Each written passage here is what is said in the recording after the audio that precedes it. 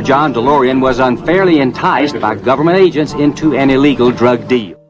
What killed the DeLorean dream? Was it drugs, deception, or destiny? Behind that stainless steel skin and those iconic gull-wing doors lies a story so bizarre, so unbelievable, it could have been written in Hollywood. But this isn't science fiction. This is the real story of a man, a machine, and a dream that flew too close to the sun. Today on Regal Ride, we crack open the cold, metallic shell of the DeLorean DMC-12 to uncover the ambition, the betrayal, and the madness that made it legendary. The man behind the machine, who was John DeLorean. Before the DeLorean became a time-traveling icon, it was just a sketch in the mind of a renegade engineer who didn't play by Detroit's rules. John Zachary DeLorean wasn't your average auto executive, towering at over 6 feet, with a jawline like a movie star and a lifestyle to match. He was as much Hollywood as he was Motor City. At General Motors, he rose fast, too fast for some. By 40, he was the youngest division head in GM history, the man behind the Pontiac GTO, the car that helped launch the muscle car era. But the suits at GM didn't like how he did things. DeLorean drove a Maserati to GM meetings. He wore open collars instead of ties. He partied with rock stars while engineering fuel-efficient compacts. And in 1973, he walked away from it all.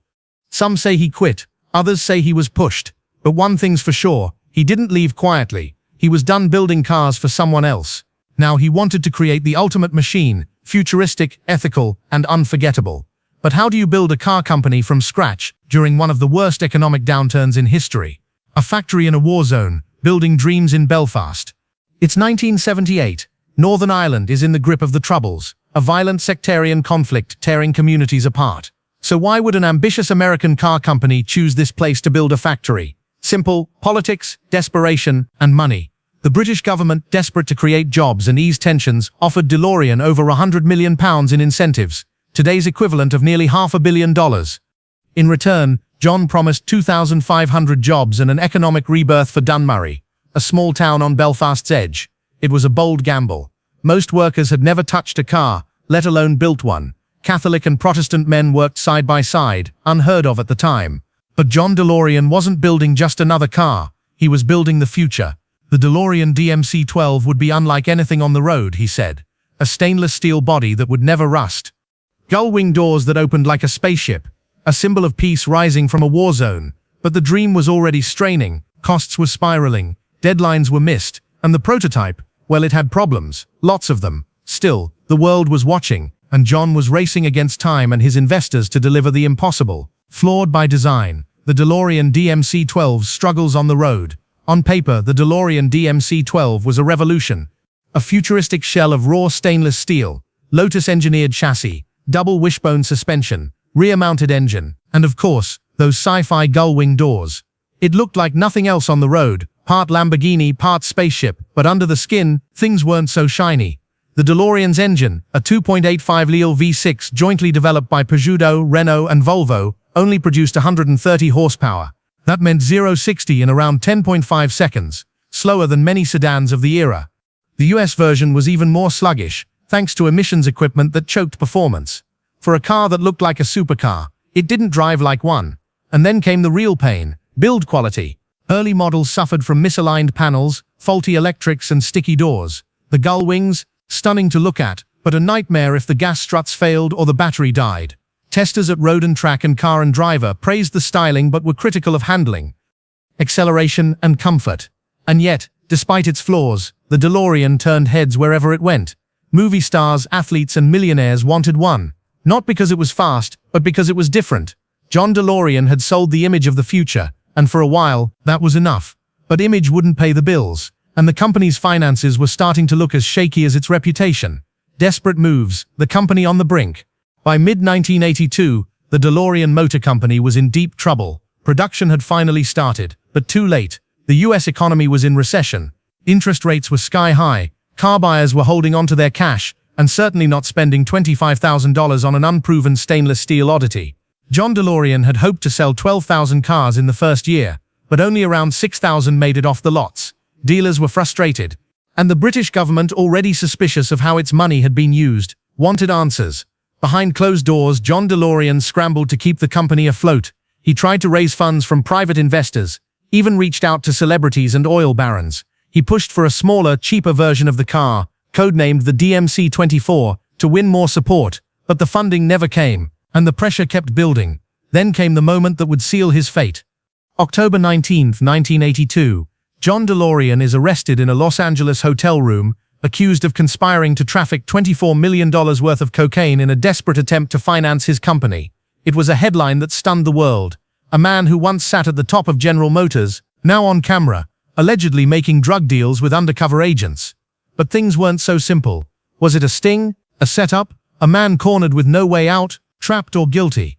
The trial that changed everything. The world watched in disbelief. John DeLorean, once hailed as the golden boy of American car culture, was now facing life in prison. The charge: attempting to bankroll his failing company through a massive cocaine trafficking scheme. The government claimed he met with agents posing as drug traffickers, agreed to a deal, and was caught red-handed. But what the headlines didn't tell you was this: the whole thing was a setup. DeLorean's defense painted a different picture: that he never sought out a drug deal, that he was lured into the operation by a former investor turned FBI informant who knew DeLorean was desperate and vulnerable. The evidence: hours of undercover video suggesting DeLorean was hesitant, even reluctant. In July 1984, after a sensational trial, the verdict came in: not guilty. The jury believed DeLorean had been entrapped. Legally, he was free, but publicly, he was finished. The DeLorean Motor Company had already gone bankrupt in late 1982. Over 9,000 DMC-12s had been built, but most sat unsold. The dream was dead. John DeLorean, once the rebel of Detroit, would spend the rest of his life in courtrooms, fighting lawsuits and rebuilding nothing. And yet, the car he built, flawed and failed as it was about to find a second life. Back to the Future, the car that cheated death. Just when the DeLorean seemed destined to rot in obscurity, Hollywood came calling. In 1985, Back to the Future hit theaters, and the DMC-12 was suddenly more than just a failed car. It was a time machine. But here's the twist: the DeLorean almost didn't make it into the movie. In the original script, Doc Brown's time machine was built from a refrigerator, but director Robert Zemeckis and producer Steven Spielberg feared kids might imitate it and get trapped. So they asked, what if it were a car instead? Something futuristic, exotic, and instantly memorable. Enter the DeLorean. With its gull-wing doors, brushed steel body, and quirky silhouette, it was the perfect cinematic time machine. Modified by the film's prop department with lights, tubes, and a flux capacitor, the car became the beating heart of one of the most beloved trilogies in movie history. Ironically, the car that couldn't outrun a pickup truck in real life now outran time itself. Suddenly, the DMC-12 was everywhere. From flop to fantasy, its value soared, its image redeemed. But behind the pop culture glow, the scars of its creation still lingered. Because the DeLorean's dark secrets weren't just about cocaine or courtroom drama. They were about missed chances, crushed workers, and the cost of chasing perfection at any price. Voices from Dunmurry, inside the factory that time forgot.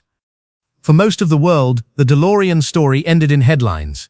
But for the 2,600 workers in Dunmurry, Northern Ireland, it was personal. They weren't just assembling cars, they were building hope in a place better known for bombs and barricades than jobs and innovation. Catholic and Protestant, side by side on the line. In the middle of the Troubles, the DeLorean factory was a rare symbol of unity. It wasn't just a job, one former worker said. It was a new life.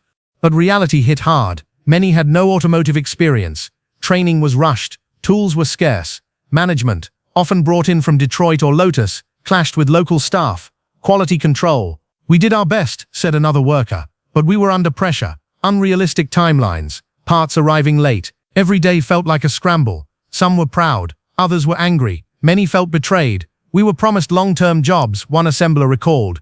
But once the money dried up, the dream vanished. No warning, just gone. The plant closed in 1982. Thousands were laid off. Belfast slipped back into unrest. And the DeLorean Motor Company never came back. But the people never forgot. Today they gather at reunions, restore the few remaining DMC-12s, and tell the real story. Not of Hollywood glitz, but of human grit. Resurrecting the legend. Inside the DeLorean collector movement. After the collapse of DeLorean Motor Company, the DMC-12 became a castaway. Dealerships couldn't sell them. Owners struggled to find parts. Mechanics didn't know how to fix them. Many were abandoned. Some left to rust in fields, others stripped for scrap. But over time, a quiet movement began. In the mid-90s, a group of passionate owners started restoring and preserving these machines. Not because they were perfect, but because they were singular. They weren't just saving a car. They were saving a story. One of the biggest turning points came in 1997, when a former DeLorean dealer named Stephen Wynn, based in Humble, Texas, acquired the remaining parts inventory and the rights to the DeLorean name. Suddenly, DMC-12s had a future. Wynn's team began servicing, restoring, and even remanufacturing DeLoreans using original components. They became the heartbeat of the growing DeLorean collector community, which now spans across the globe, from the US to Japan to Germany. For some, the DMC-12 is a nostalgic icon. For others, it's a rolling time capsule. But for true believers, it's redemption. The car that once symbolized failure is now celebrated. And behind every restored DeLorean is someone keeping a complicated legacy alive. One wrench, one weld, one memory at a time. The fall and final chapter of John DeLorean. After the courtroom victory, John DeLorean walked free, but he never truly recovered.